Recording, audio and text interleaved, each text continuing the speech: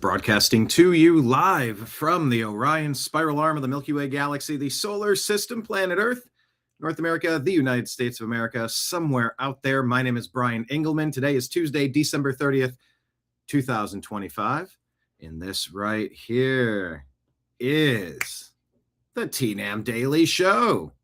TNAM stands for the new American media because the old American media has failed you. You know that.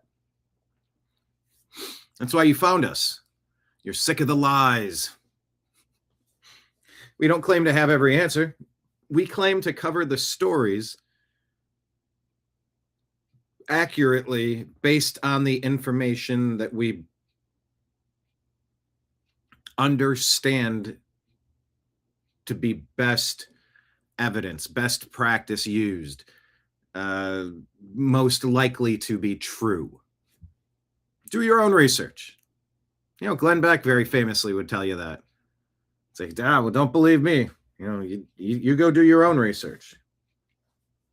I think if people are being honest and fair, they would say the same thing. Hit like and hit subscribe, by the way, however you're watching today's show. By the way, it is the last day of the month. Those aren't wrinkles on your face. That's whoa, there's an advertisement that just started playing. We're on all these different platforms. I'm getting these screens going. Hit like, hit subscribe. It's New Year's Eve. Question, do you have anything planned for New Year's Eve this year? Of course, the Ohio State Buckeyes play the Miami Hurricanes in the college football playoffs. So I'm interested in that. By the way, quick programming note, we are going to have Strictly Football coming up. That'll be at, actually at what time? That'll be 3 p.m. Eastern today. Myself, Mike Barra, Jim Mitchell, Ezra L. Robinson, Season 2, Episode 23. I think we're on now. Strictly Football. The playoffs have heated up. The playoffs have narrowed down. And you got two races. You got the Carolina Panthers and the Tampa Bay Buccaneers. And then you have the Baltimore Ravens and the Pittsburgh Steelers. Battle it. Very 500 level, 7-8, 8-7 kind of 9-8, 8-8 kind of situation going on. And most of the rest, I think all the rest of the playoff seeding has been,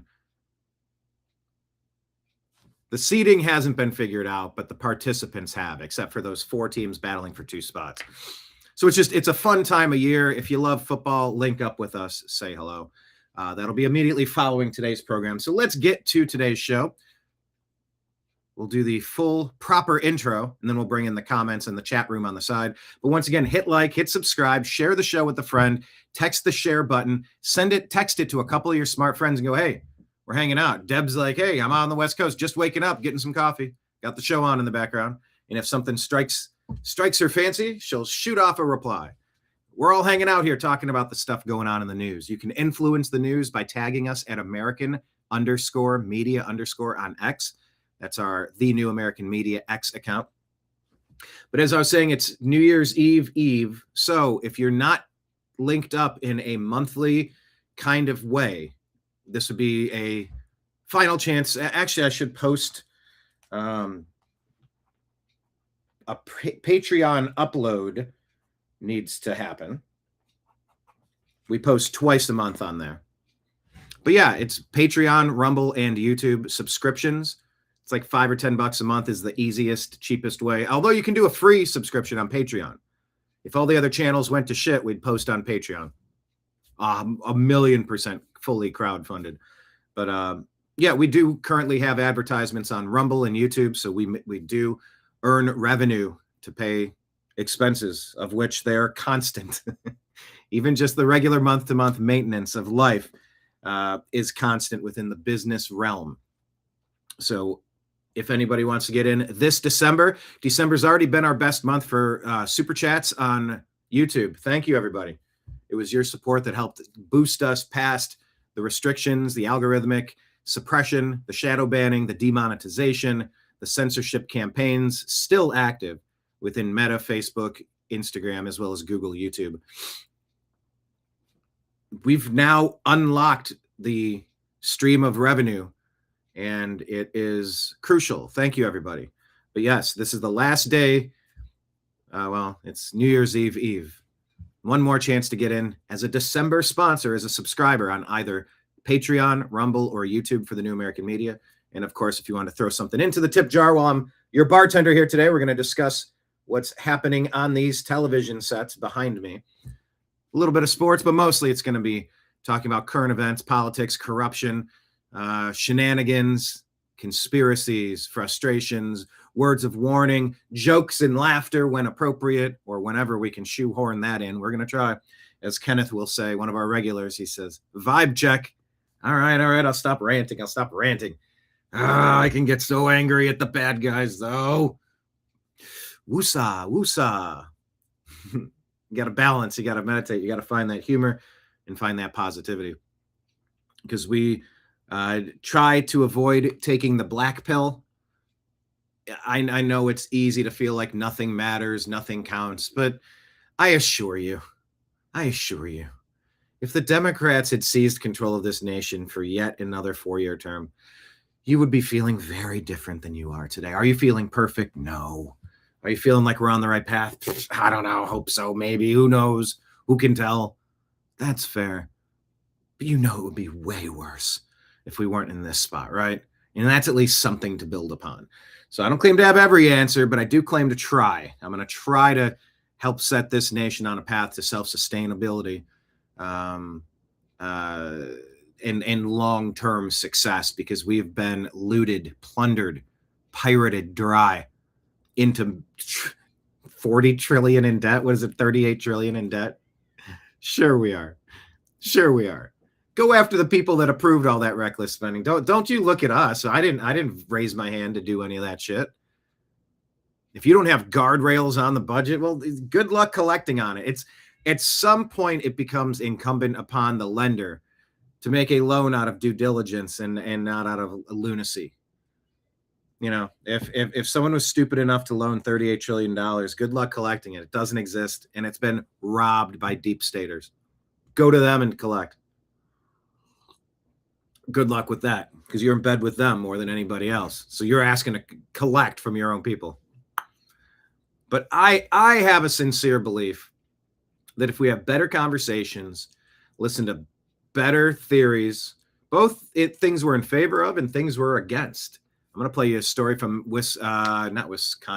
Washington State on our Instagram feed. And I know I'm not a fan of Facebook, Instagram, Meta products, but follow the New American Media on Instagram. We're right around 1,000 followers. We need 50 more. So, I mean, create an account. It's a good place to gather info in this information war. You don't need to use it all the time. It's sort of like Truth Social. It's there. It's good that it's there. It's not my daily driver, but like I need to be linked up with it. We need to have a presence there. We need to share our content there. You know, at the snap of the fingers, all of our access could be rerouted again, just like it was during COVID, during the 2020 sham, the election, wink, wink. By the way, for countervailing views on health and elections, go to cdc.gov, who.int, and cisa.gov/rumor control. Get your countervailing views, yeah? I tell you that under duress, because that's when Biden seized control of this country, Obama pulling the puppet strings, we all know. They would shut you down. They would steal your monetization. You weren't allowed to earn a living if you talked about the things that everybody wanted to talk about. Hence why we've had to go to the Patreon system. Oh, let me put the other system on the screen. There we go. Aside from the three majors, Patreon, YouTube, and Rumble rants, super chats, always appreciated. We also have direct funding mechanisms on Venmo and Cash App. That's my name, Brian Engelman. And PayPal, fuzzinstallment@yahoo.com. All scrolling at the bottom of the screen. If you want to hit your boy up this Christmas season, this New Year's season, set it up right. We got 2 days left for massive fundraising. We appreciate each and every one of you. Speaking of which, if you want a mug, thank you, John, for making a batch of mugs. The New American Media. They're black and white and red all over. Shoot $40 on Venmo along with your address. And if you're located within the continental United States, I will ship you a mug, shipping and handling and packaging included. $40 donation on Venmo. Include your address and we'll send that out to you. And regarding our sports show later, Strictly Football, if you want a set of Ohio-made wooden coasters, 4 per pack, shipping included, $30. There's 4 thick coasters for my sports show. Just shoot a Venmo over. 1 for 30, 2 for 50. And the pin, the Unhappy Hour Sports Show pin, is 25. Shoot a Venmo if you want some merch. But yeah, it's looking back at this year, we've accomplished some things here at the New American Media. Restoring monetization was huge. I mean, the show needs to be 5 times bigger. It needs to be 10 times bigger. It needs to be double what it is now. Whatever metric. Okay, let's double it. Then let's double it. Then let's double it. That's what we're trying to do. And if you keep hanging out, you're hanging out for a reason, because we're having fun and we're learning.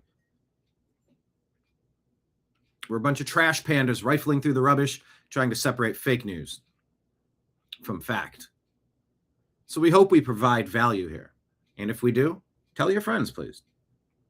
So let's go ahead and do the official hard launch to today's show. I'll pull up the chat room and then we can get started. So here we go.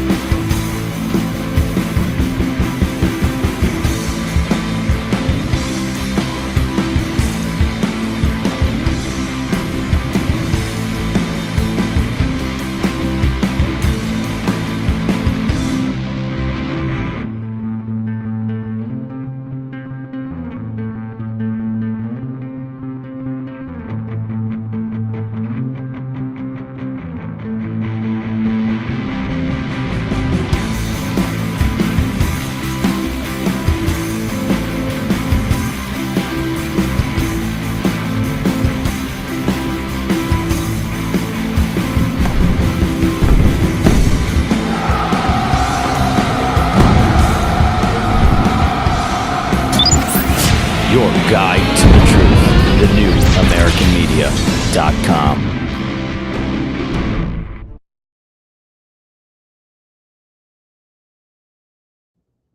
Thank you, everybody, for being here. Hit like, hit subscribe, share the show with a friend. Let's get the comments up on the screen. Good morning, Lake Leon, John Brenneman, John of the mug fame. Once again, if you want a mug, shoot $40 on Venmo over to Brian Engelman with your address, and I will mail this out to you. That is our daily driver of coffee these days. Thank you, John. Droopy Dog, Trash Panda, what's up? There we did. We said Deb making coffee, waking up. Welcome, everyone. Deb says, see, Brian, I told you when you say I love you to your listeners, you look directly into your camera like you mean it. Do I? Oh, do I? Is that a thing that I do? Although I don't, I look slightly above. I think they say you're supposed to look slightly above your audience. Even trash pandas need news too. Yes. Welcome, TNAM Trash Pandas. Hit like, hit subscribe, share the show with a friend, and let's jump into the news out of our Instagram. This is what's being reported. Gentry Gevers, how do you pronounce his name? DHS is going door to door in Minnesota at Somalian-owned, air quote, businesses.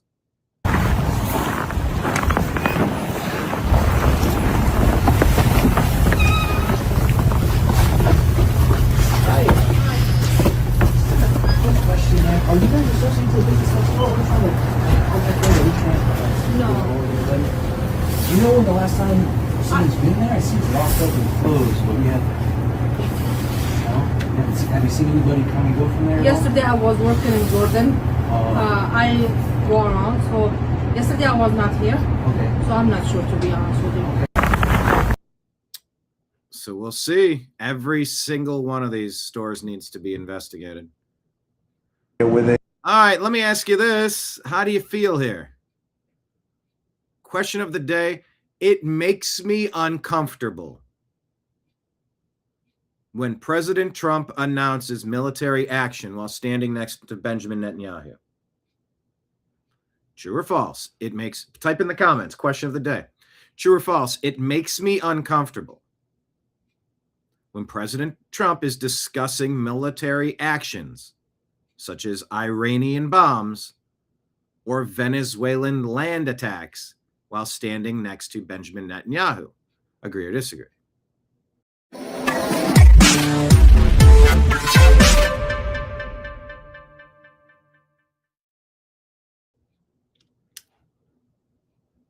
Here it is. President Trump discussing land strike against Venezuela. They load the boats up with drugs. They load the boats up with drugs. So we hit all the boats, and now we hit the area. It's the implementation area. That's where they implement, and that is no longer around. Is that one of these strike that the U.S. attorney? I don't want to hear where they load the boats up with drugs. Area is no They longer load the around. boats up with drugs. So we hit all the boats. Yeah. The question, why is the other guy there? Let's read the comments there. He's the leader of America. Get it right, says a commenter. Because he is Trump's boss. The oil is for him. Thousands of Venezuelans will die, says Sergio. Because he was at Mar-a-Lago today for a lot of big meetings. Coincidentally? Actually, that'll be my comment. Coincidentally? The president of the United Slaves of America, says this H-man. I think he secretly hates Trump. Okay, there's some of that. Well, I don't think Trump rolls over the same way that he's accused of. Because once again, if you know anything about Israel, they're perpetual victims and perpetual people of innocence who have never done anything wrong ever and can never face a single ounce of criticism, or they are responsible for every problem in the world from the history of the beginning of time, and they should always be the number one suspect anytime anything even happens. Awesome. What a sweet paradigm that is. Immune from criticism, perfect, pristine. I'm a victim. Don't you know what happened all those years ago? And everybody dislikes me for no apparent reason. Or I'm actually behind everything and you're not allowed to discuss it and I run the media. All the money and all the media. Good luck letting anybody know that I really run the world. Cool. I'm getting it from both sides. Both sides. Anytime Netanyahu, anytime Israel, it's a both sides.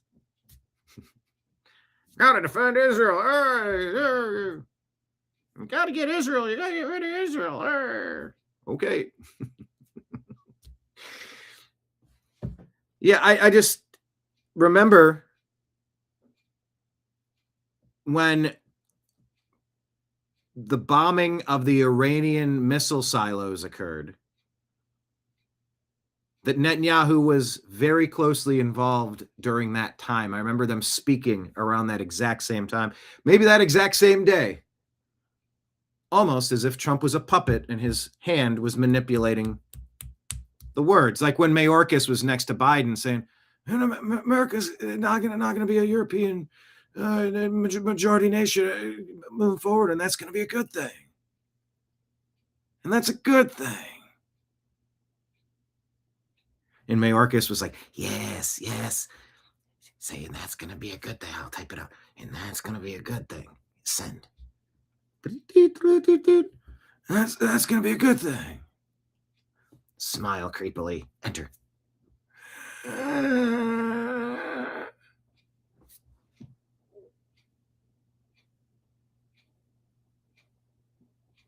Howard Lutnick has been accused of being a Trump handler. He's around kind of puppeting Trump. These are accusations. I'm not telling you if I believe such things, if I hold these opinions to be near and dear to my heart. I'm telling you this is what people say when you read the comments. And I think that we need to be reading the comments of people we agree with, people that we disagree with. Deb saying, and this is referencing what I brought up the Dave Chappelle special yesterday, called The Unstoppable Forbidden Word. that's used all the time, except you could never use it. That's a perfect. Yes. That's really good.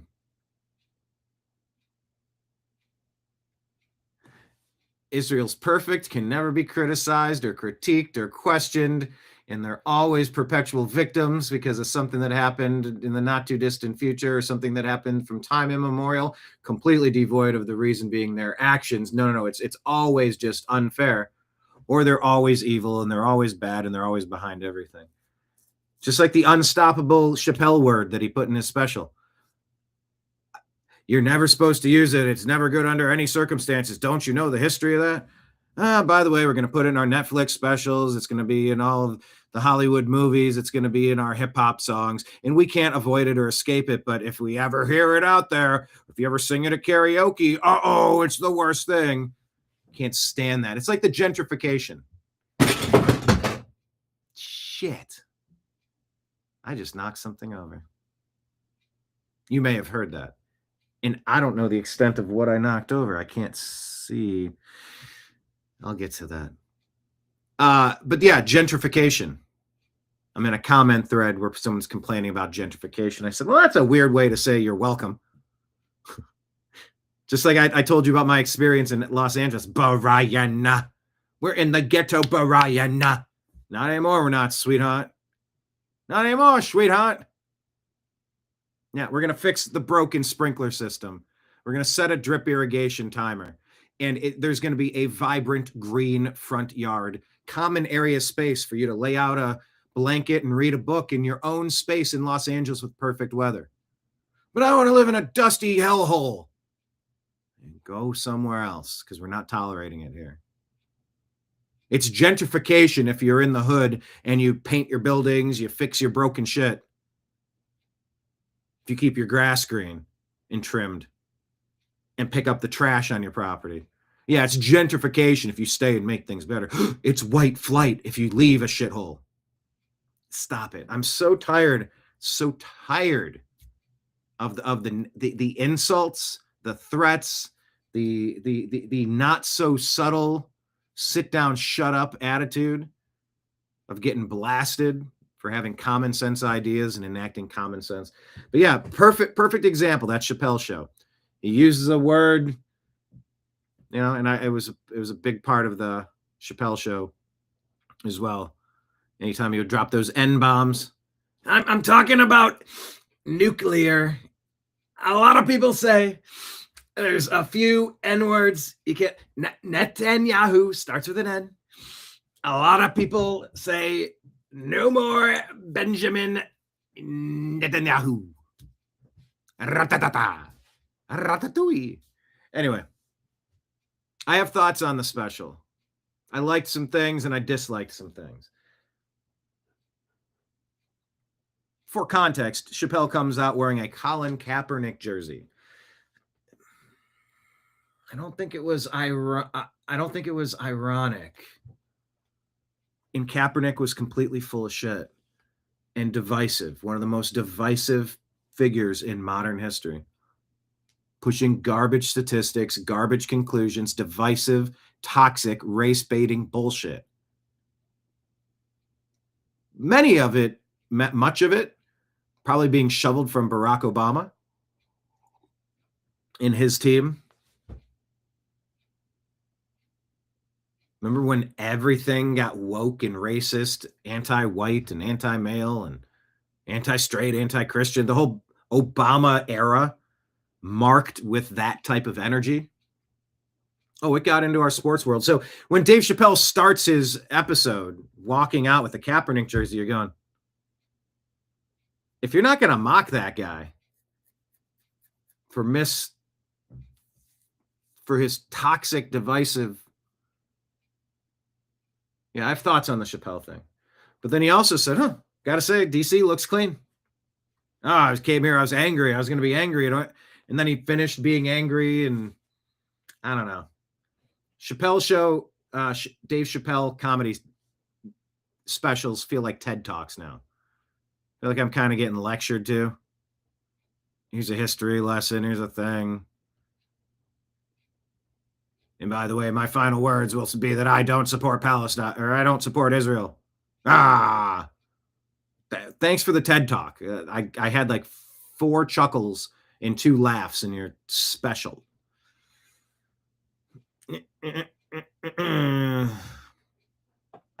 Yeah, I did watch it. Any thoughts on my critiques, and any thoughts on your favorite parts of it? Anyway, I think it's weird when you see Trump next to Netanyahu, and then Netanyahu last time was like, "Oh, give him a Nobel Peace Prize," or Trump in a peace prize. Like, here's the reward for bombing Iran. I get if you're removing a nuclear threat that would cause more peace, but that's exactly what you would want the enemy of that nation to say. So since you expect them to say that, was it a good move? Was it it just felt very contrived, very connected, very non-coincidental. Ventriloquisty. Whether it is or not, the optics are heavy when you got Netanyahu next to Trump talking, Trump being the peace president.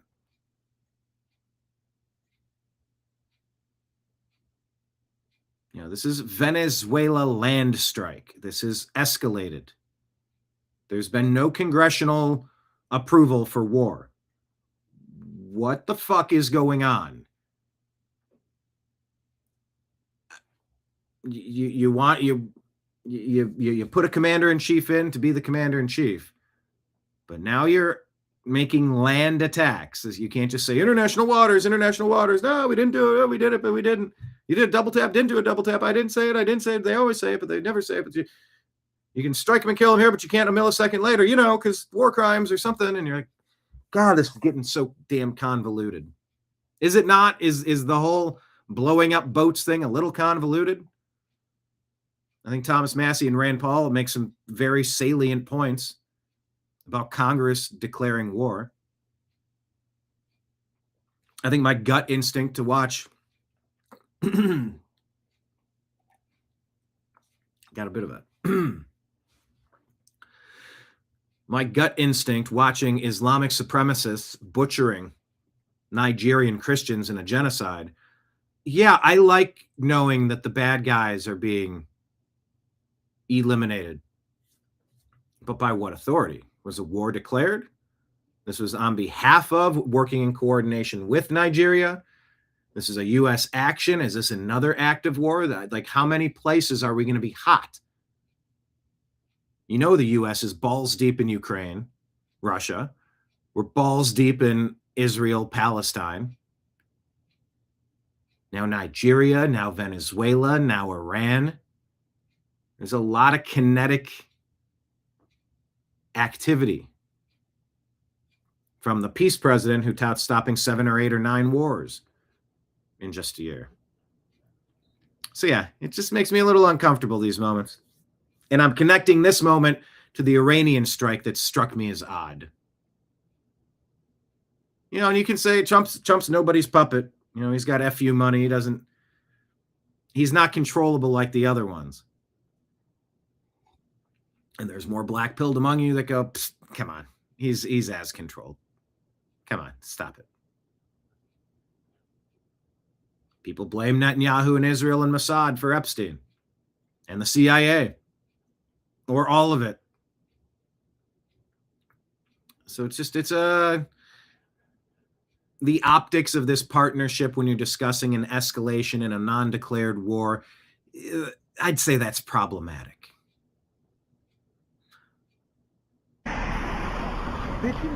Here's what's also problematic. I want to play this for you, but it covers it up. And this woman's walking past on this camera, so I want you to watch this. This is Chicago. The moment when you think you've got an easy robbery mark in Chicago, but it winds up being an off-duty cop serving up a helping of FAFO. This is why you need to be prepared. Check this out. I'll kill you. I'll kill you. You can have to kill me then. Watch this. She says, I'll K you. He's like, you're going to have to K me, MFer. And she goes, watch this. Bang. He says, I'm sorry. Sorry. But he's still going after her where she goes a second time. You got me. You got me. You got me. You got me. Okay. Okay. She says, I told you, dumbass. He goes, okay, okay. Hey, thank you, stop me for real. Damn, baby, I'm sorry. Okay. Let's go right now. Okay, I'm sorry. Damn, baby. I'll kill you. I'll kill you. You got to kill me now. Watch this. I'm sorry. Watch this. I am always going to be happy when an innocent person snuffs out a bad guy. Don't lay hands on a person. Don't rob from a person. Fuck you. I believe this person did expire. The good lady lived and wasn't charged, according to DC Drano. Bad guy died at the hospital. Bad guy's estate is suing for excessive force. Okay, yeah, get out of here. Chicago's violent crime rate would go down a lot if good guys could carry guns more easily. Amen. Actually, I'll type that in the comments. More guns equal less crime. Button.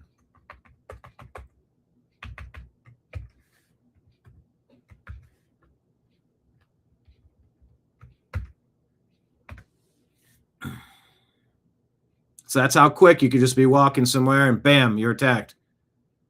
Hope you got a plan. Always be ready to defend yourself. Monsters need to be scared. Like, imagine getting shot once and not letting it go. That dude didn't have to die. He didn't stop attacking. Like, one less problem on the streets. We now Jesse Kelly's show talking about what the Democrats have done to America. know what we really kind of knew all along, that the Joe Biden White House, the communists inside Joe Biden's White House, coordinated with the Department of Justice to raid Donald Trump's Mar-a-Lago home. Now, you probably just said, well, yeah, or at least you thought it. But that's my problem, you see. That's what I said, too. Do you understand what a bridge too far that is? That the President of the United States of America. Oh, yeah. Yeah, we know how important it is. That's why we keep the conversation going while we're distracted with these other bullshit stories. There's no universe where the president should have been raided like that. There's no universe. Not long ago either. This is like yesterday. The President of the United States of America sent the Department of Justice, we now know without proper justification, to raid the home of his political opponent. That's what happens in corrupt Latin America countries. That happens in some dump in the Middle East. And that's the kind of thing. How sad is this? At least me, maybe not you, but me. I would have made fun of other countries for doing that for most of my life. Figures, but what a dirtball society. Look at that. Arresting that. That's the exact kind of thing we've mocked Vladimir Putin for forever. Look at him locking up his political opponents. What a scumbag. Democrats do that here now. That bridge has been crossed. And they're not sorry, remember. They're not sorry. Not a single Democrat, not just in elected office, not one that I have seen or heard of in this entire country, including on social media, not one has come out and said, you know, that was probably wrong. Telling the Attorney General to raid the home of my political opponent, that was probably not an appropriate use of power. In fact, it was probably against the law. And, you know, I hate Donald Trump, but we probably shouldn't have done that. Not one Democrat has said that. Not one. The lesson they learned was they didn't do it hard enough, fast enough. They didn't go far enough. We now know. Yep, and without indictments, you're guaranteeing it's going to happen again. All right, Right Angle News says it's been revealed the Quality Leering Center was investigated more than a dozen times by Minnesota's Department of Human Services between 2019 and 23, resulting in 95 violations, yet it still received more than $8 million. Right Angle News Network says someone inside the DHS was helping them. I started by visiting Quality Learning Center Daycare. So it is that 14B. Which sits right in the heart of downtown Minneapolis. Between 2019 and 2023, the Minnesota Department of Human Services found 95 violations at this location. They range from failure to keep hazardous items away from children to no records for 16 children, which... No record. Proven fraud. Where are the damned indictments for the people that raided the Mar-a-Lago, home of President Trump, to the people who pulled off the grand conspiracy in 2020? Well, I mean, before that, with the Russia collusion hoax dossier, Perkins Coie, all of that. The DNC, Hillary Clinton, Barack Obama, Five Eyes, the spy campaigns, throwing Flynn and Bannon and Rudy and everybody else into the legal system, along with Trump. And all this Somali fraud. Where are the indictments? Where are the indictments? These are obvious cases. If you do not indict, this shit's going to keep happening. If you do, it serves as a very powerful reminder why you shouldn't participate in this crap. And if there's no punishment, watch what happens to society. Watch how quickly we fall when there's no ramifications for bad actions. It is the literal cornerstone that keeps any civilization afloat. You turn into an anything goes kind of place, best of luck. Which include things like immunizations, emergency contacts, and medical needs. So state investigators placed Quality Learning Center on a conditional license in 2022. I went to the daycare's location several times, and only once did I see people there. Oh, that's your daycare. But I did not see any children. So there are 80 kids in there? No. After school? Okay, gotcha. All right, thank you. DHS declined an interview, but in a statement acknowledged Quality Learning Center was put on a conditional license because of its poor safety record. I started by visiting but it still received nearly $8 million in $8 million anyway. Taxpayers' money since 2019. Its conditional status removed in 2024, but it still received nearly $8 million in. There you go. Tim Walz's Minneapolis is what they're trying to do to every city in America. They want to overthrow it and steal everything not nailed down. Insider paper says U.S. Justice Department says they have charged 98 individuals in relation to fraud in Minnesota. More than 60 have pled guilty or been convicted. So what's the time frame is my question. $100 million figure came from Scott Stillman, a former Department of Human Services computer forensics director. He also alleged money from the daycare fraud was being sent to fund terrorists in Somalia. $100 million figure came from Scott Stillman, a former So guys, this is absolutely mind-blowing. So I was watching the most recent video by Nick Shirley exposing these daycare centers. Now, they're going daycare to daycare, and the next one that they go to is called Sweet Angel Childcare. This is where they show up to. And this is the business right here. Sweet Angel Childcare in Minneapolis, Minnesota. Now, listen to where this phone number goes to when you call this child care center. Could this possibly be true?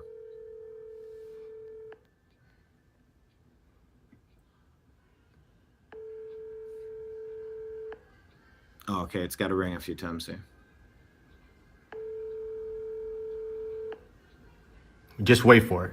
Thank you for contacting the office of Governor Tim Walz and Lieutenant Governor Peggy Flanagan. Our office is located at 130 State Capitol at 75.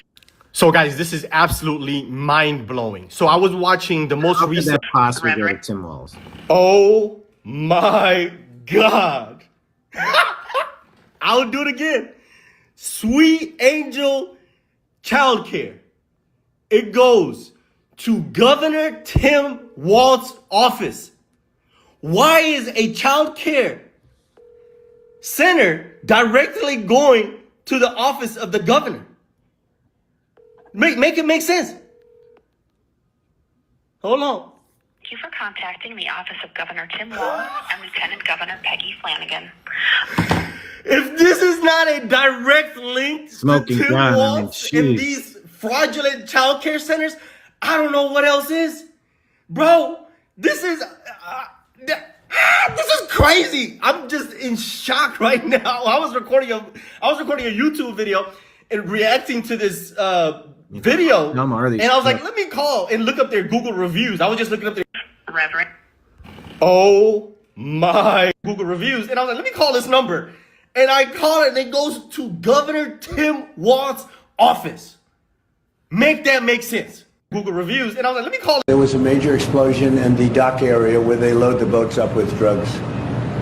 They load the boats up with drugs, so we hit all the boats, and now we hit the area. It's the implementation area. That's where they implement, and that is no longer around. The implementation area is where they implement. Jeez. I don't want to comment. President Trump. Yesterday there was an explosion overnight in the Russian. There was a major explosion.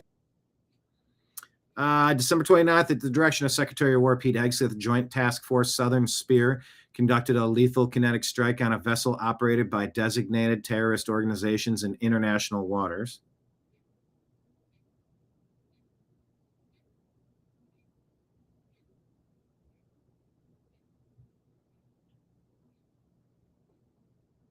Yeah, so if there's going to be concern over their survivors and they're going to get hit a second time and it's a violation of it, you're going to see much bigger strikes that are just all encompassing.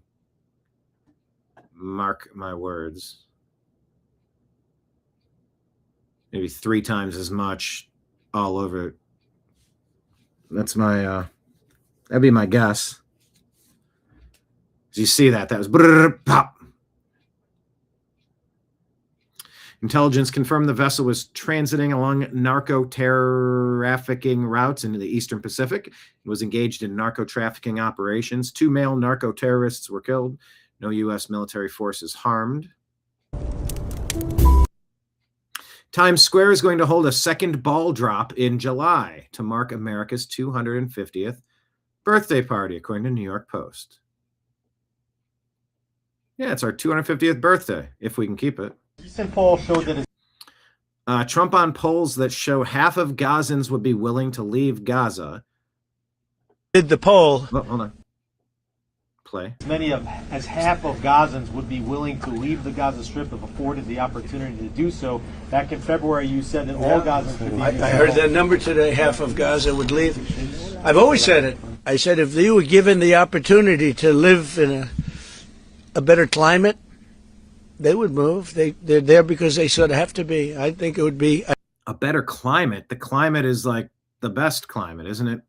Great weather there. I think it would be a great opportunity, but the what were they calling it? The Riviera on the Mediterranean or something. What did they call it? Let's see if that opportunity presents itself. But we're helping the people of Gaza a lot. So is Israel, by the way. So we'll see what happens. But I saw that there was a poll. It was actually more than half the people would leave if they were given the opportunity. And I've been saying that for a long time. To me, it was common sense. So it's interesting. Why wouldn't countries accept that? Look, let's not talk about it because we don't want the controversy. Right now, we're helping Gaza. But if they were given the opportunity, I think even higher than that, the group that... Recent poll showed that as many as is usually, I call them negative pollsters. You have a lot of them. And yet this poll was, I think, very accurate, other than it would be more than half the people if given the opportunity. But they haven't been given that opportunity. So we'll see what happens. Did the poll. In France, people are now altering stop signs to read "Stop Immigration." Nobody wants to be replaced in their own nation. Why would anybody want to be replaced in their nation? And pointing that out is not a bad thing. You remember when people pointed that out and they were called all sorts of bad names?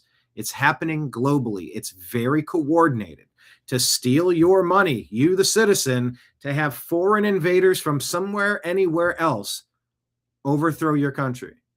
Everybody is against that. Period. Kenneth, my ball drop was years ago.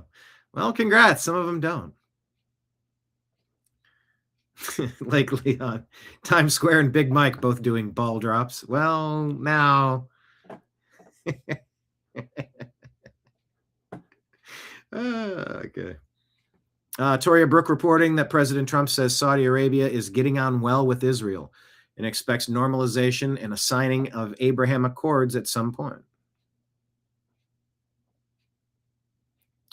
Venezuelan, Toria Brooke reporting, Venezuelan oil company, state oil company, PDVSA, has begun shutting down oil wells in the Orinoco Belt, one of the largest oil wells in the world, as U.S. measures against Venezuelan oil take their toll. PDVSA plans on cutting oil production in the area by at least 25%, or 500,000 barrels a day, representing a 15% decrease in total national oil production. This decision was signed off on December 28th and plans on moving assets in the most extra heavy crude of the Orinoco Belt, Junin, and move the rest to the Ayacucho and Carabobo sectors, according to Bloomberg. That was fun to say. That was fun to say. Francisco, that's fun to say. All right, take a look at what's going on in Washington. Here's Governor Bob Ferguson telling you to get the heck out of blue cities and blue states. This is Seattle, Washington. I'm also announcing my support for a millionaire's tax on the wealthiest in Washington state. We are facing an affordability crisis. We are facing an affordability crisis. That's one way to say it. In Pulp Fiction, it's like, yeah, he fell out of the window. That's one way to say it. Or another way to say it was he was pushed. Or another could be to say that he was pushed by Marcellus. Or yet another way you could say it would be that Marcellus was pushed out of the window, or he was pushed out of the window by Marcellus because of what he did to his wife, Miss Mia Well. We're facing an affordability crisis. You're stealing too many dollars, giving them to bums. You will not stop spending, and you're not investing into smart places. So they want more. So if you're well-to-do, if you've had success in life, they want to shake you upside down like Suge Knight shook Vanilla Ice in a hotel room outside the balcony. Allegedly, right? Wasn't that the story? Allegedly. Flee blue cities, flee blue states. They're facing an affordability crisis. Yeah, you're paying all the bums. You're stealing resources because it's a big blue city in a big blue state. So they want to steal more because they have such a bad track record. It is time to change our state's outdated, upside-down tax system. Outdated and upside down, where they constantly keep raising property taxes and don't make anybody else foot the bill for that type of stuff. That's not right. But they do it, and they get away with it because there's, 10 more renters for every owner? Actually, it's a great question. I'm going to ask Grok.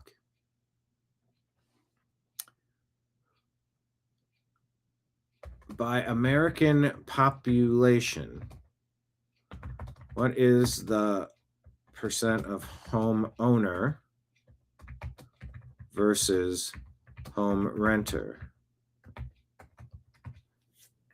Is it 10 to 1? Half and half?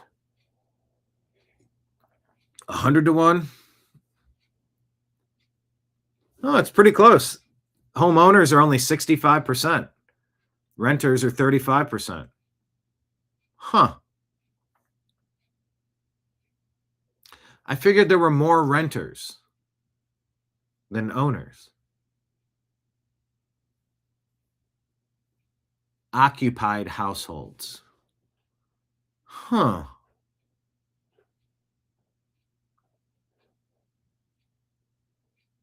Okay. I guess my previous thought was based on an assumption that data point couldn't verify, so I got to do some more research. But why do they always go after people that are getting by? Well, you can't get anything from poor people. I get that. But they'll never stop wasting the money that they're stealing because everybody's getting their percent. Everybody's getting their 10% for the big guy. It's just a shell game. Everybody passes it around. Everybody takes a bite of the pizza, moves it along until everybody's had a bite. To serve the needs of Washingtonians today. Are you serving the need of Washingtonians, or are you filling up your cities and your states with illegal alien invaders? In recent to make up for all the people that fled your totalitarian policies during COVID. years, the inequities of our state's current tax structure have been exacerbated by increasing income inequality. No, not exasperated, exacerbated. He said that wrong. Which is made even worse. He's using every buzzword for the Marxists. Income inequality. By President Trump's massive tax cuts for the... Oh, yeah. It's because of President Trump, who just got here. He's the reason for your problems. Not 50 years of backward bullshit. The wealthy, an unprecedented upward transfer of wealth that makes the rich even wealthier, while hardworking people are overburdened. I know, of course, the legislature will have their own ideas for how a millionaire's tax should serve our state. I will, however, remain committed to sending a significant portion of what is gained from a millionaire's tax back into the pockets of hardworking Washingtonians to help make life more affordable for them. Today, I'm also... Yep, we moved out of California, and if you're over there, you might want to move out too. Gentry Gevers tells us this, NC Senate District 22. Huh? She's running for state Senate in North Carolina as a Republican, but she's been voting Democrat since 2008. I can't copy that. North Carolina State Senate.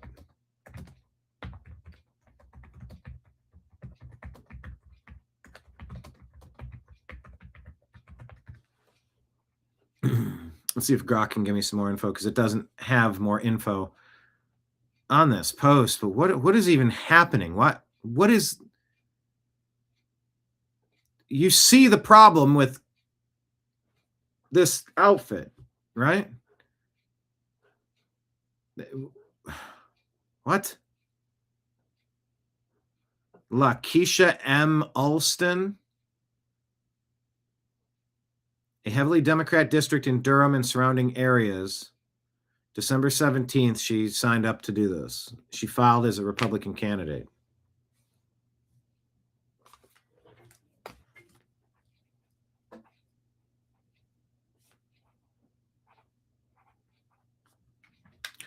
Oh, really now? Long history voting Democrat primaries.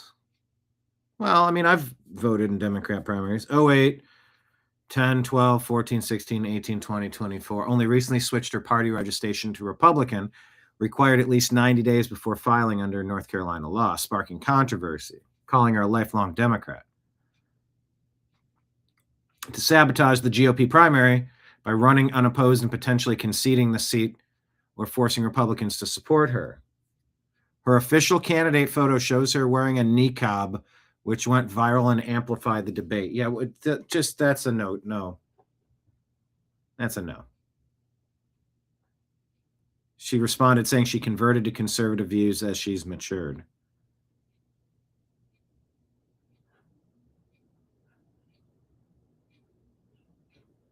Yeah, all right then. Is that what you want your future of your North Carolina to be? Or do you want to be able to see your facial features? I mean, what are we even talking about? Kenneth, is Abraham driving a Accord? Yeah, Abraham was a Honda fan.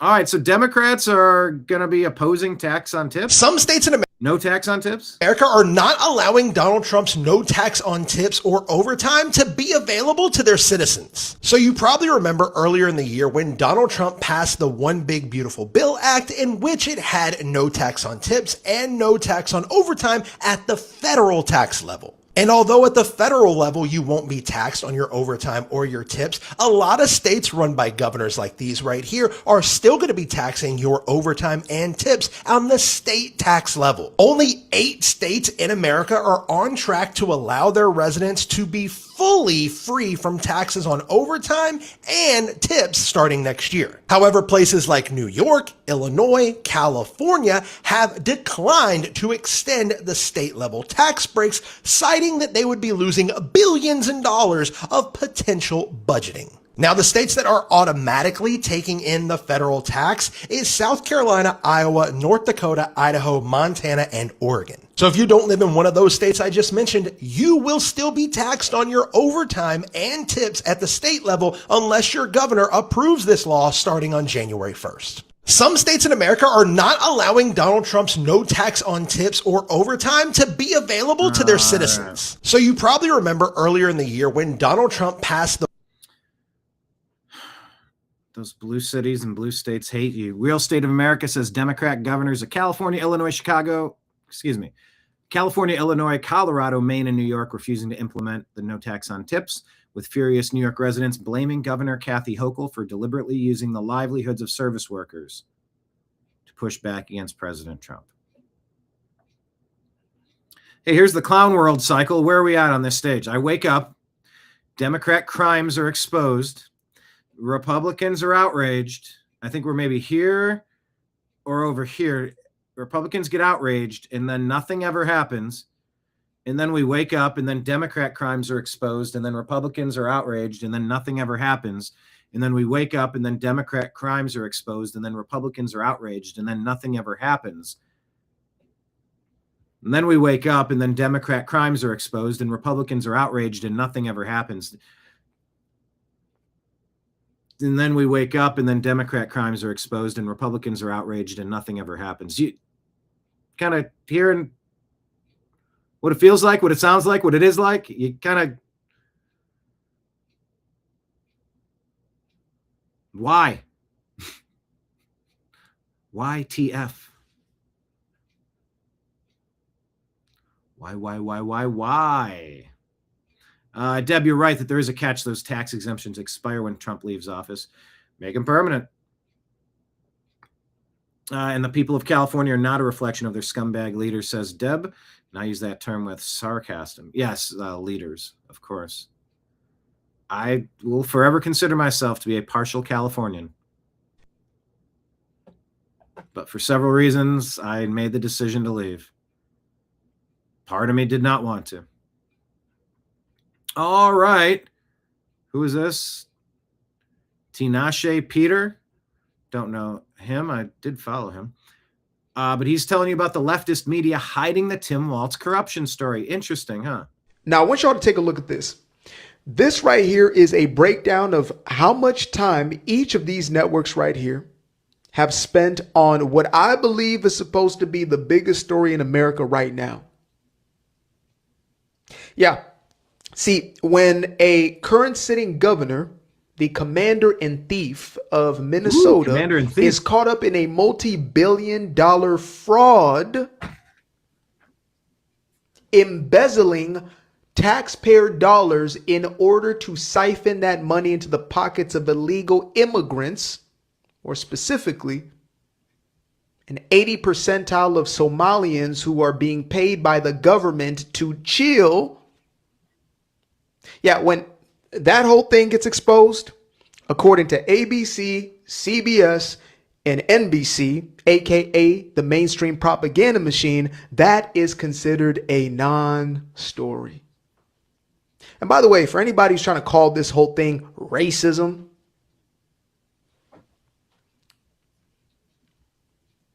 go ask a Black American about how they feel about this one.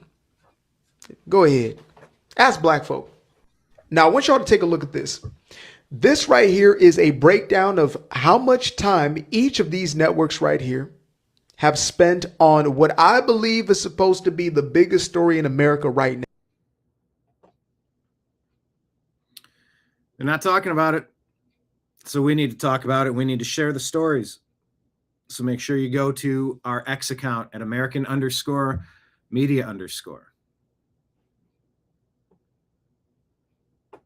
and sharing the important stories that we cover. John Goddard here says, here's a post on X, says, I don't recognize the language being spoken on my train anymore. Not a single conversation in English for 40 minutes. I look around and realize I'm the foreigner now in my own country on the train line I grew up on. And if I mention this, I'm the problem. Digging says, the fact that I can't tell whether you're from Canada, the UK, America, or Australia really should say something. That second part there, damn. My own country, the train line I grew up on. I'm the foreigner now in my own country, not a single conversation in English. And the comment was, I can't tell if you're from Canada, UK, America, or Australia, because it's happening everywhere.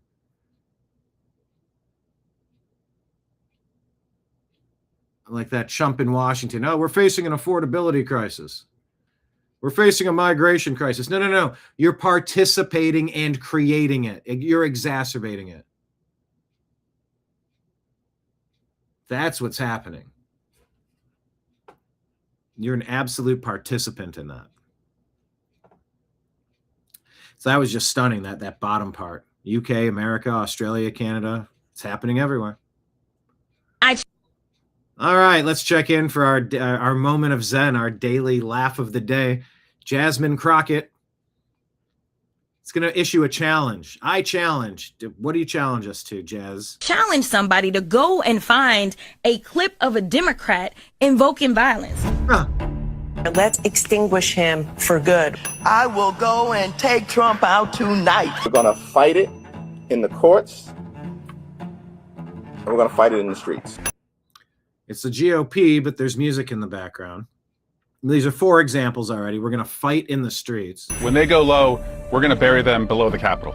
We're going to bury them below the Capitol. Adam Kinzinger, one of the biggest traitors in American history. Still waiting on Pam Bondi, Kash Patel, Tulsi Gabbard, the whole apparatus. Why hasn't he been indicted yet? That's what we're going to do. We take them to the mud and choke them out. You know, there needs... You're going to choke them out in the mud. That's an execution. What's this person saying? To be unrest in the streets for as long as there's unrest in our lives.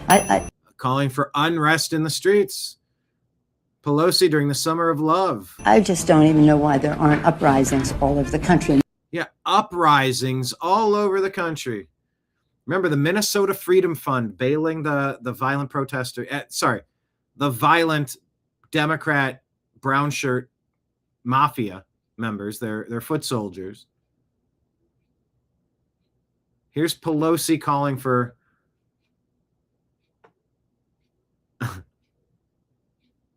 uprisings. Maybe there will be. We're walking down a damn different path. We're fighting fire with... Wow, this aged well.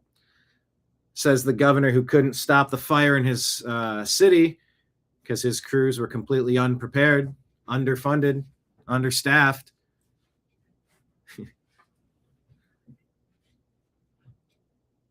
Your reservoirs were not full of water. Your fire crew did not stick around to make sure that a extinguished fire didn't reignite as you were supposed to. You know, all this stuff we're in the reports, the action reports of, you know, in the immediate aftermath, trying to figure out what happened. Well, you happened. And you're fighting fire with fire, he says. Wow, did that age interestingly. Fire. I'm going to punch these sons of bitches in the mouth. Oh, and then you're going to resort to violence because nobody likes you and nobody likes your policies. So when you don't get your way, you start punching. Okay. Take him behind the gym and beat the hell out of him. Joe Biden talking about taking someone behind the gym and beating the hell out of him. I believe that was referencing Donald Trump. Now punch back, kick back, dunk over their heads, and win some fucking power.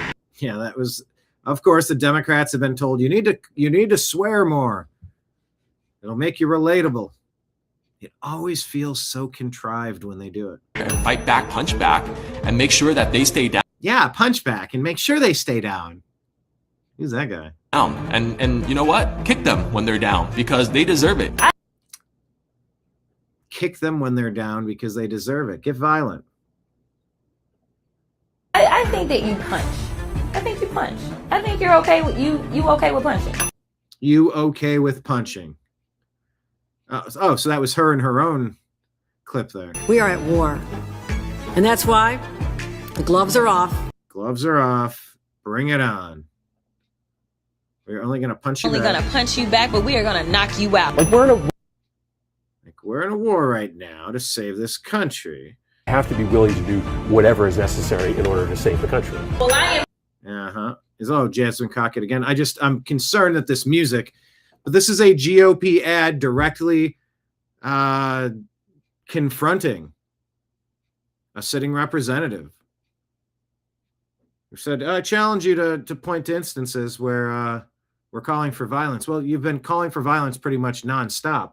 So here's the compilation. There's a newsworthiness nature to it, even if there's music in the background. I'm here to tell you, not only are we going to punch back, but we about to beat you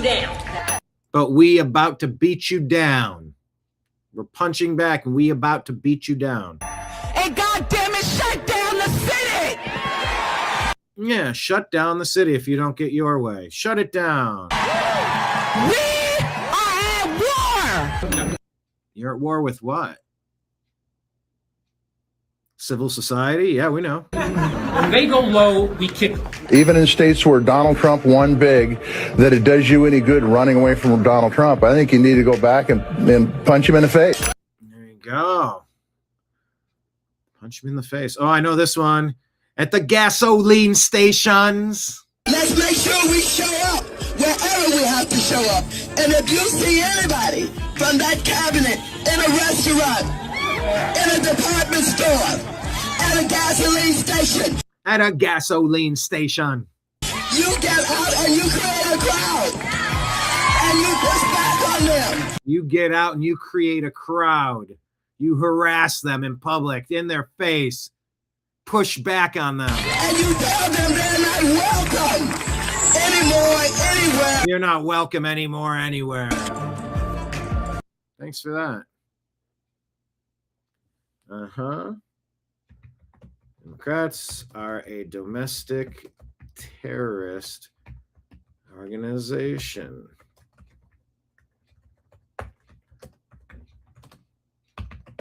That'll be my comment there. Dropping little breadcrumbs back to our channel.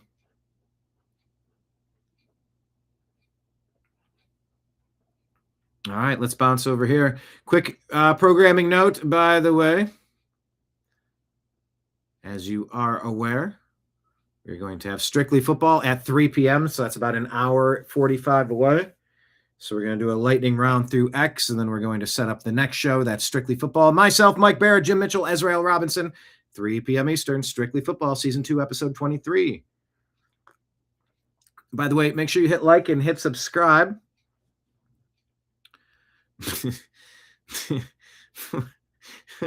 Hold on. Wait a minute.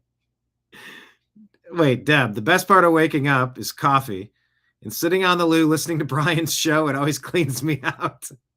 And I do my best thinking here. TMI, eh? Wow. Well, yeah, we're getting rid of all this shit, all right? We're sifting through all of it. Right here at the top of our X feed at American_media_. You can subscribe to our Patreon. We have 2 days left in the month, so please consider subscribing to our Patreon and becoming a monthly subscriber. It really makes a difference because then we know exactly what we can count on month to month versus all the sporadic and super appreciated tips. But yeah, the monthly things are super helpful. So yeah, Kathy Hochul in New York hasn't served up Trump's no tax on tips policy, ticking off NY restaurant workers. Here's this report. Let's listen to her from the New York Post. It's disgraceful. People live off of tips. So for her to do that is just, it's disheartening. It's upsetting.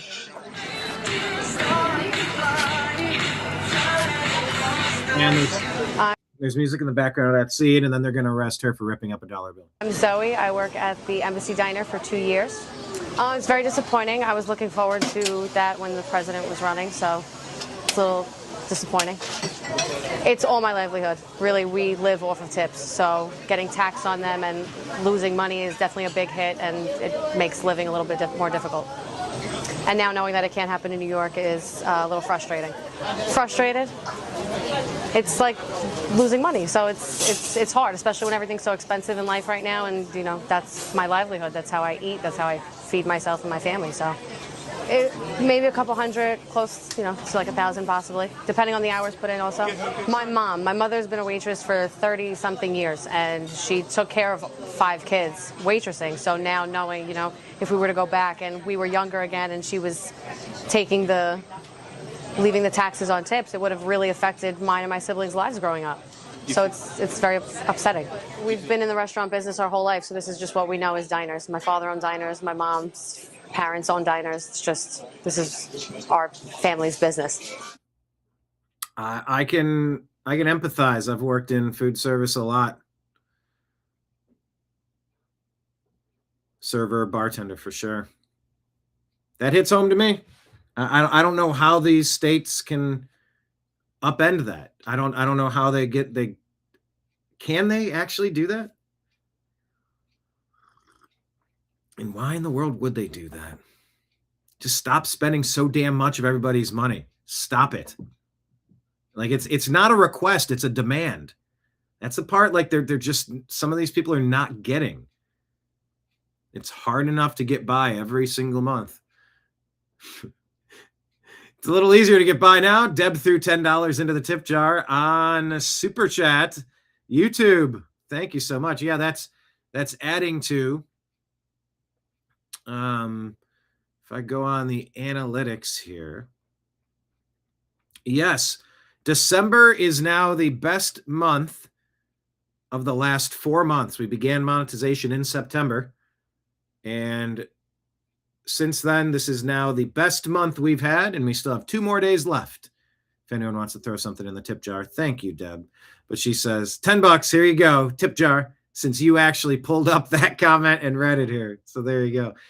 Well, it was so shocking, Deb. I don't know how I could have. I don't know. I couldn't have avoided it if I tried. It was kind of funny. Yeah, it's like Triumph the insult comic dog. Yes, yes, yes. Brian's show gives me a lot of ideas for me to poop on.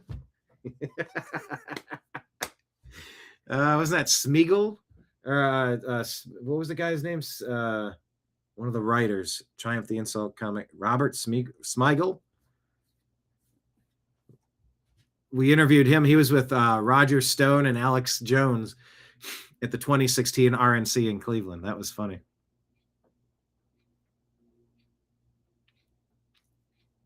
All right, what's this one here? Australian police just called this guy Drew at 8 o'clock, demanding I delete one of my ex-posts about the Bondi terrorist massacre. I thought they were calling me to offer protection since an ISIS preacher in Sydney publicly threatened me online. But Queensland police instead called me to demand I deleted a post criticizing someone who said emming 15 Jews was not anti-Semitic. I asked them what law I broke. They told me I hadn't broken the law, but they still wanted me to delete the post. I politely informed them that this wouldn't be happening. This is insane. This is Australia now. Police phone calls at night to try to intimidate normal Australians into deleting tweets with no reference to the law at all. Meanwhile, jihadists are still allowed to run wild with 0 penalties. This is a 2-tier legal system, he claims. Wow.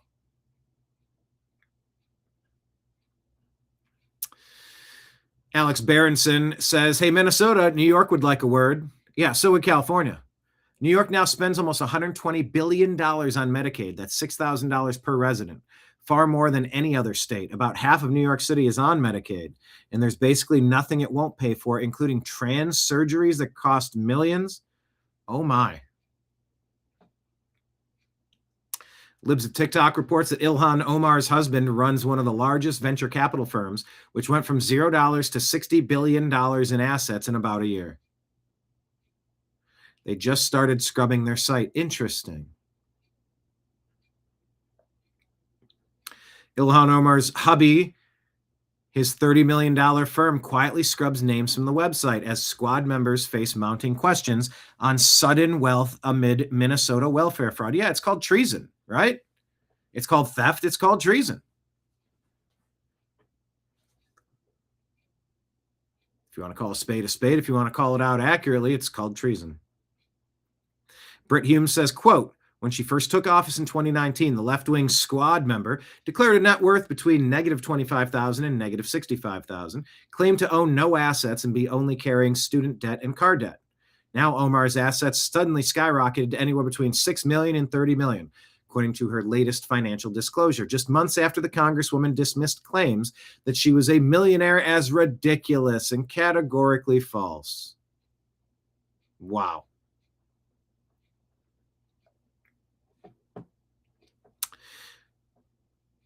President Trump says, Pam Bondi, I have reviewed over 30 statements and posts saying that essentially, same old story as last time, all talk, no action, nothing is being done. What about Comey, Shifty Schiff, Letitia? They're all guilty as hell, but nothing is going to be done. Then we almost put a Democrat-supported U.S. attorney in Virginia with really bad Republican past, a woke rhino who was never going to do his job. That's why two of the worst Democratic senators pushed him so hard. He even lied to the media and said he quit and that he had no case. No, I fired him. And there's a great case and many layers, and legal pundits say so. Lindsay is a really good lawyer and likes you a lot. We can't delay any longer. It's killing our reputation and credibility. They impeached me twice and indicted me 5 times over nothing. Justice must be served now. We're still waiting on Pam Bondi and Kash Patel. Former Somali Prime Minister Kayari at a Minnesota rally for Ilhan Omar. Listen to this. قضيتنا إلهام معها قضية إلهام معها قضية مينيسوتا معها قضية غير مريكان قضية إلهام وقضية صومالية. According to the translation from Ron DeSantis, her interests aren't of Minnesota, but of Somalia. Then why not go back to Somalia and run for office there? We are being looted. We are being robbed in broad daylight. And Pam Bondi and Kash Patel are not indicting 1/1000th of the people that need to be wrapped up in this. Brigitte Gabriel says not enough is said about the Somali and Haitian populations in Ohio that are destroying the state. Do not let the Republicans in Ohio sweep it under the rug. They're the ones who allowed it to happen. Libs of TikTok says, holy sh.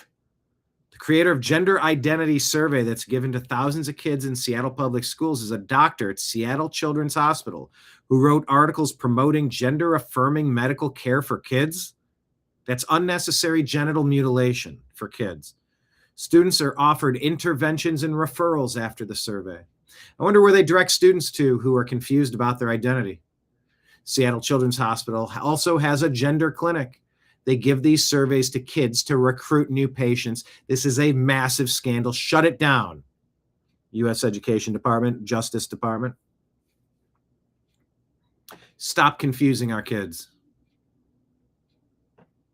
They're grooming your kids in school, says Libs of TikTok. Mark Atwood has said many times that COVID was the best thing to happen for humanity for one reason. Now we know who everyone is, and we have receipts. It says, I didn't make this video, thanks to whoever did. Just a few of these headlines. No jab could mean no job for Air Canada employees. Simmering divide over who isn't vaccinated. Rocker D. Snyder to unvaccinated fans. Jeez, I'm trying to mute them, and it's putting the volume on. Make the unvaccinated pay for their own health care. Howard Stern to imbecile anti-vaxxers. Go F yourself. And on and on and on. Mocking anti-vaxxers' deaths is ghoulish, yes, but then saying it's okay. Pierce Morgan, people who refuse to get jabbed but whine about lockdowns really are a special breed of stupid, selfish pricks, he says. Dean, looks like we got a couple of Jesus, COVID, QAnon-related deaths, homecomings to celebrate kids. CTV News app, Canada's most trusted news. Should those who remain unvaccinated face jail time or be denied health care?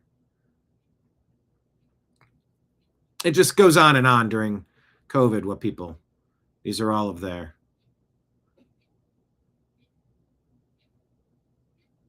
I mean, it's nonstop. Never forget who they are.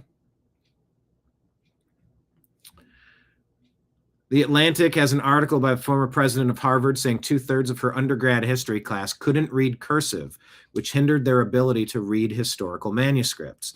She even says students chose research subjects that only required published sources and abandoned ones that required reading handwritten documents. So yeah, Blair White, my niche conspiracy theories, they stopped teaching cursive so that we can't read historical text.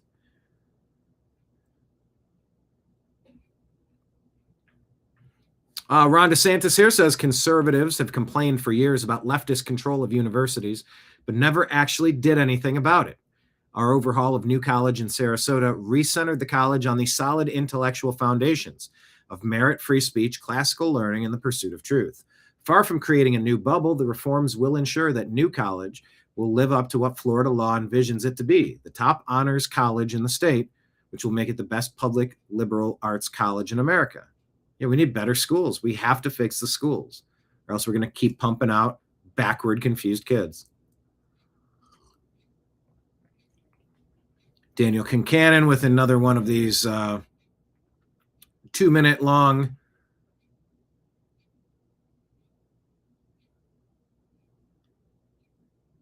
obsession with skin color montages. It's just anti-white hatred over and over and over and over and over. Everywhere, everywhere, everywhere, everywhere, everywhere. Abolishing the white race. Abolish the white race. Abolish the white race. To abolish whiteness is to abolish white people. UC Berkeley professor, Cambridge University defense professor who tweeted abolish whiteness. Wow.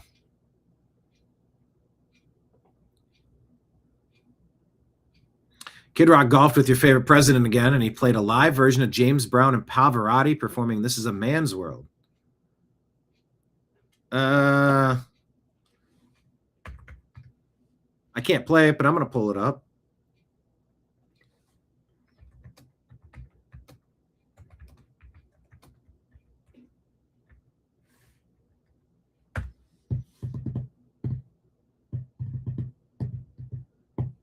All right, 129 million views. I don't know if I've ever heard it.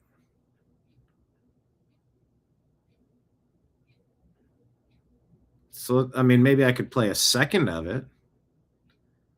2 seconds of it.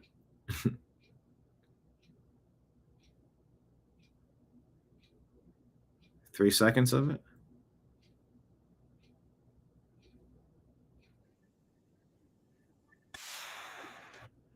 No. But I will watch it. I will check it out. Here, I'll put it on X. I'll do TNAM music, so it'll be at the top. TNAM music, and we'll say at Kid Rock and real. Oh, and at real Donald Trump brought us here. So if you want to watch it, click on our X feed. It was shared at the top. Elon Musk is calling, instead of Tampon Tim, it's Traitor Tim. Right Angle News Network saying it's been revealed a whistleblower inside Minnesota's DHS, Scott Stillman, uncovered the Somali and daycare fraud network in 2018, accurately citing figures of $100 million in fraud and stating that Al-Shabaab was being funded with it, but Tim Waltz did nothing.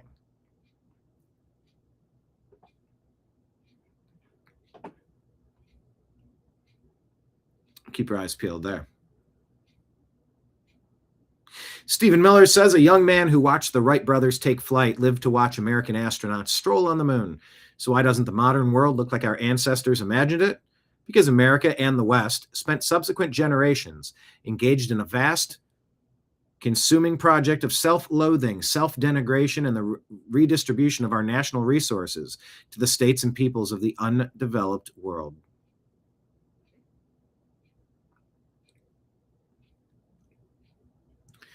Libs of TikTok reports Elon's ex is funding the legal case of Michelle Evans, the Williamson County, Texas GOP chair, after she was criminally charged and targeted for political prosecution for opposing trans ideology on X.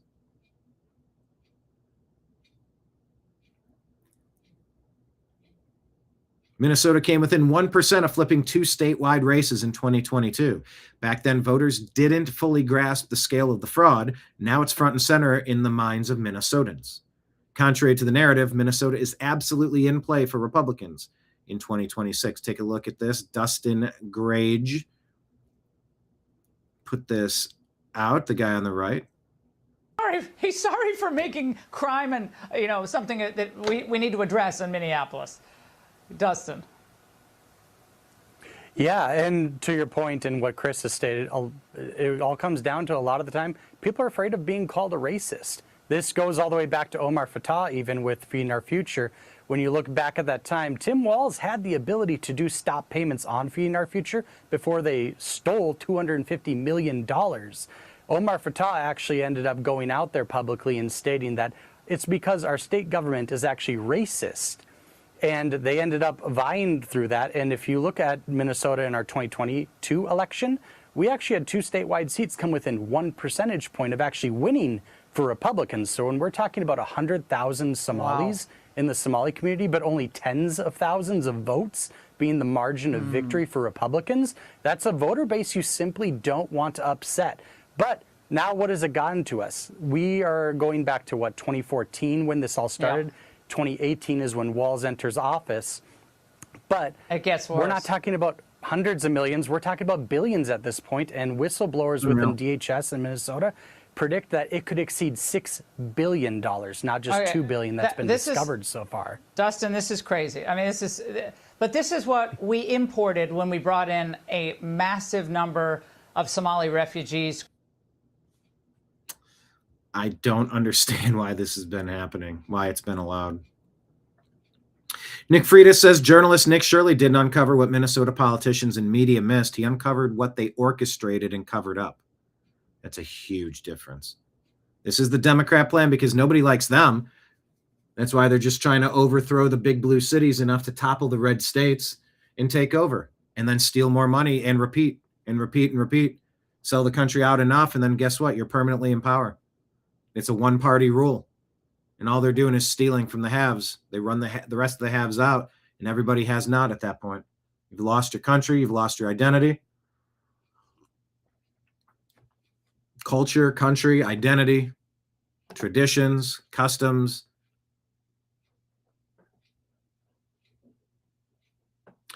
Libs of TikTok says, I'd rather be called a white supremacist than turn a blind eye to billions in Somali fraud. I'd rather be called racist than cover up for Muslim rape gangs. I'd rather be called transphobic than allow men to invade women's spaces and harm girls. These insults don't work anymore. Call us whatever you want. Fraud is fraud no matter who commits it. The truth is the truth no matter what slur they call us. I think that's pretty well said. What about you? Do you agree with what I just read there? I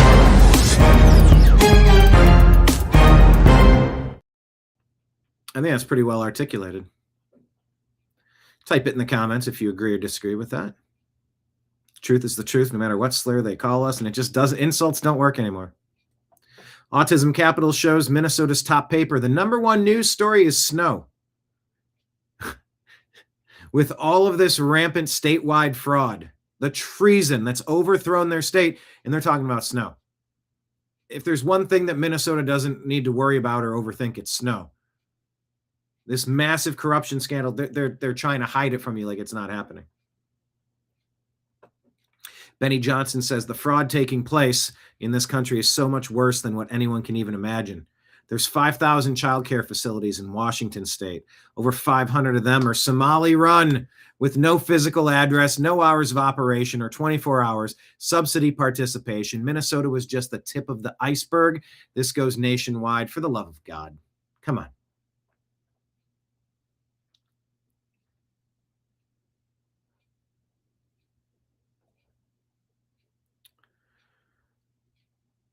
Richard Grinnell and President Trump supporting the arts.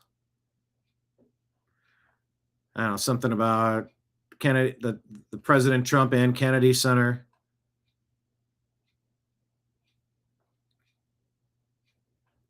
I don't know, whatever.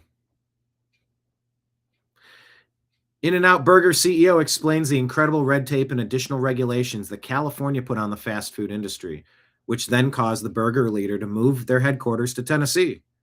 Gavin Newsom's socialism fails again. Yep, you're pushing the successful people out. It really is Atlas Shrugged.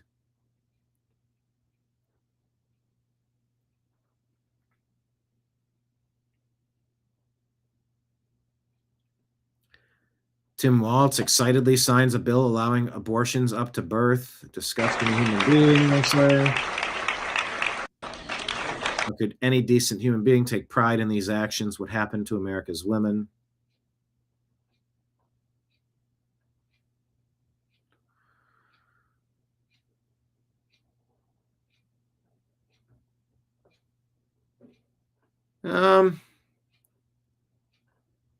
Some more stuff I covered already.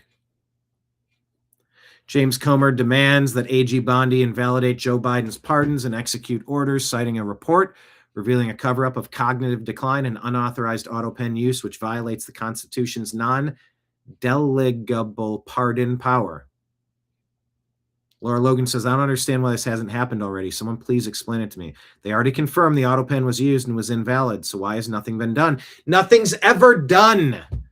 Nothing is happening. You got to do things. I cannot say this any more clearly.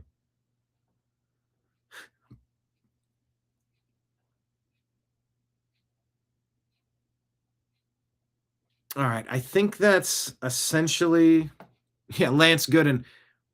If you send $600 on Venmo, Democrats want the transaction reported to the IRS.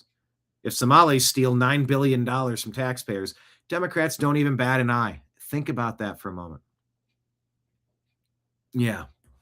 Seattle Public Schools working with Seattle Children's Hospital, providing chest binders, tucking tape, tucking underwear to kids who think they're something other than they are. The hospital is recruiting new patients from the school for their gender clinic. Shut it down, says Libs of TikTok. Wow. Benny Johnson tested this. He called Sweet Angel Childcare, and it connects to Tim Walz's office.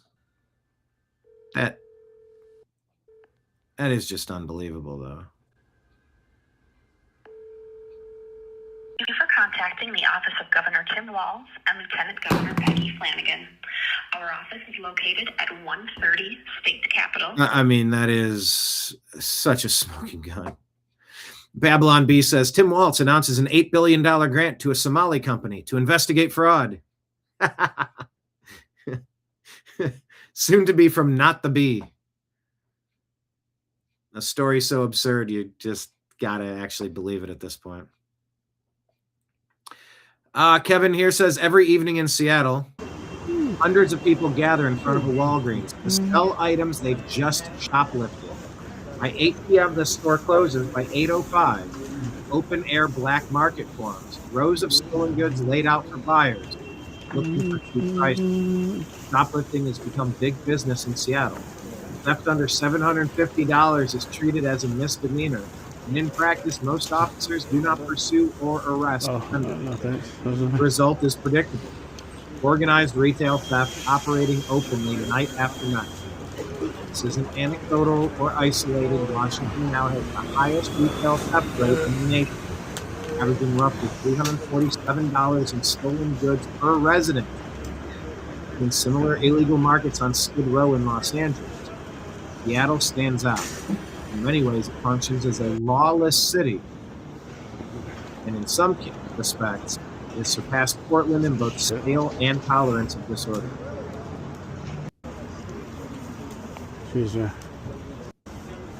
Madness, dude. Zombie town. Right Angle News Network. Days after numerous daycare centers in Minnesota were exposed for taking millions in federal funds but having no children, it's now been revealed that those same centers maxed out donations to a Somali candidate who threatened to blow up a bus full of kids in Washington.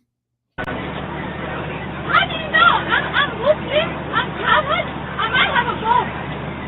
So you found it.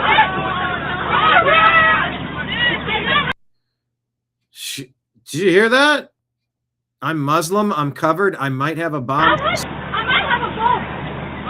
So you found it. I might have a gun. She's reaching in her pocket. That's a really fucking stupid thing to do. Hey! Someone better get here real quick.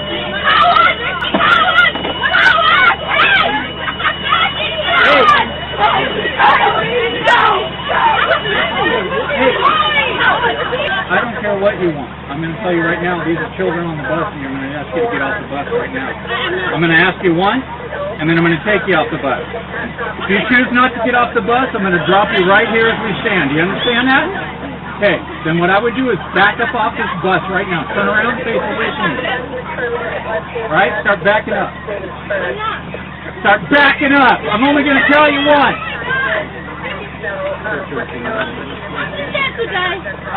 I'm prepared to die. What a fucking idiot. You're prepared to die or not, I'm not prepared to kill you. How's that? I'll be there in about 3 minutes. People nuts and they're bothering you. Wow. PM show. What's PM? I've seen this video, but I haven't verified.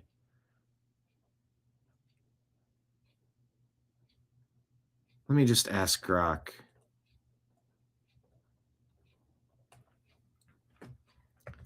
Let's ask, is this a verified story? Question mark. I'll put the text in.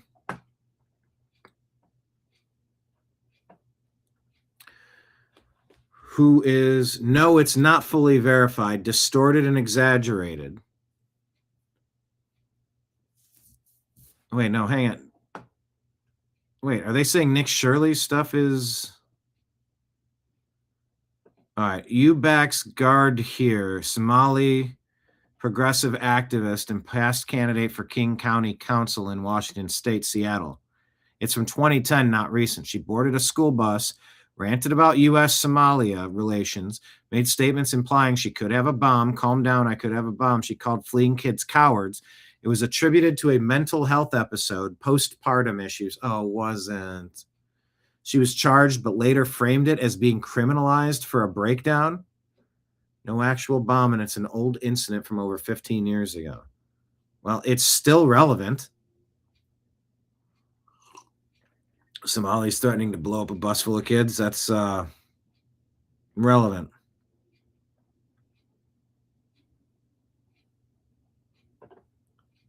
The donations predate the 25 video exposure. It wasn't days after. Okay, so that part, obviously 15 years apart. Phrasing links unrelated and old events to imply a fresh conspiracy.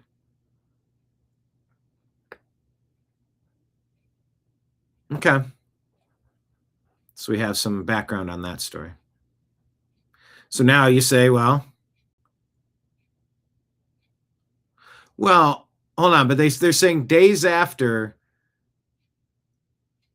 the Minnesota healthcare federal fund theft has been exposed with no children at these facilities, allegedly.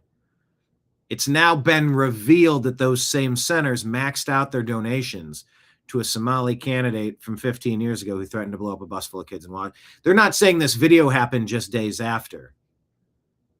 They're saying they've discovered that these same centers are maxing out donations They're stealing money, then they're giving donations to political candidates like this lady. So I don't know if that's, I mean, it's not untrue in the way that Grok was making it look untrue. But it's not like that video came out just days after Nick Shirley's, just to be clear.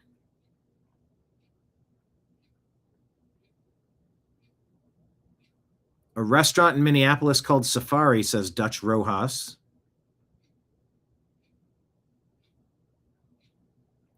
Seats 35 people, claims to serve 18,000 meals a day to hungry children.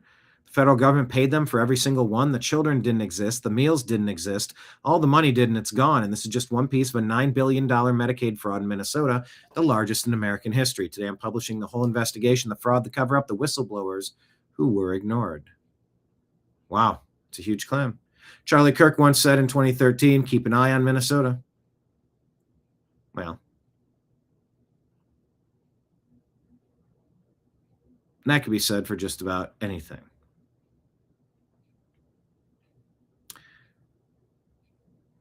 What is this quote with Jim Comey? I did a strange thing at the FBI. I worked very hard to try and get people like Dick Wolf to produce TV shows about the FBI, because I saw that as another way of showing the work to the American people. It turns out that paid off. I remember meeting with him and saying, why do I turn on the TV and see NCIS all the time? They're a fine organization, but there's like 8 people who work at it, NCIS. And now I turn on the TV and I got FBI all over the place. That's a good thing in the main. It's incomplete. Your work is much more reality-based, but it helps to show an organization to the American people that matters. Man, these people. Mike Ben says, Dick Wolf won the most consecutive Emmy Awards for any primetime drama series. And here's James Comey bragging that he got him to turn out propaganda slop on network TV to make the corrupt FBI look good.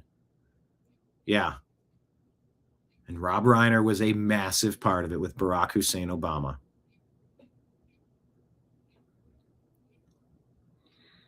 I'm sorry, this is just hilarious. I don't know if this is a skit or AI or real. This is here. Let's maybe end on this. We'll end on a nice moment of Zen. I'm gonna refresh the show. We're gonna get Strictly Football ready. Deb says I had to call the cops on someone 2 days ago. A screaming woman who wouldn't leave my property, so I had her escorted. Jeez.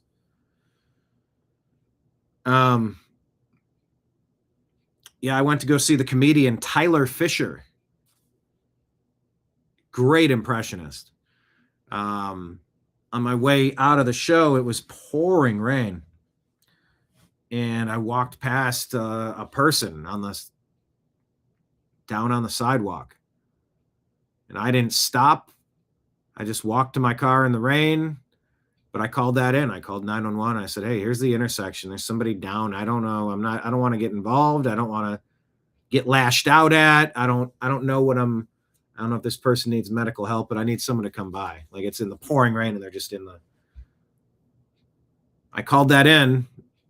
I felt like I should have got involved, but I called it in. That was me getting involved, calling, hey, someone needs to see if this person's okay. Sometimes we got to call. Yeah, Comey should be in jail for F's sake. Indeed. Yeah, no more Miss Nice Guy. They only understand force. Yeah. Yeah. If we don't defend our neighborhoods, our livelihoods, our cities, our state, our country, nobody will. And you're going to find traitors making a few bucks off of it. They don't give a damn as long as they can see digits in their bank account, and it's gross. All right, well, this is fun. We'll end on your moment of Zen. Hit like, hit subscribe. We're on Patreon, Rumble, and YouTube for subscriptions, monthly donations. You set it, you forget it, and you just roll around. It rolls over month to month, and it's a great way to put building blocks to the New American Media as we expand. It helps us know what's coming in on a monthly basis on top of your generous donations on Venmo, Cash App, PayPal, all scrolling at the bottom of the screen, as well as Rumble Rants and Super Chats. Oh, yours was a family case. Well, yeah, that too. Well, oh, maybe that's what you were telling me about, a gift, and you didn't want to accept a gift. Was it that case? I think you mentioned that in the last chat. Speaking of gift giving, that's where we will use the segue. Thank you, everybody. Hit like, hit subscribe, share the show with a friend. We'll be back again at 3 o'clock in about an hour, as well as tomorrow at noon. So Strictly Football coming up in about an hour. And here it is, everyone, your moment of Zen. A 12-second video sums it up.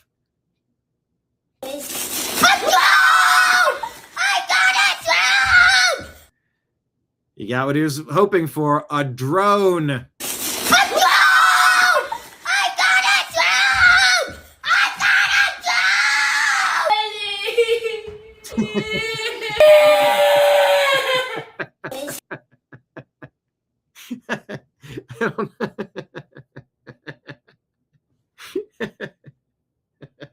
I don't know if that was the same family. I don't know if that was the same.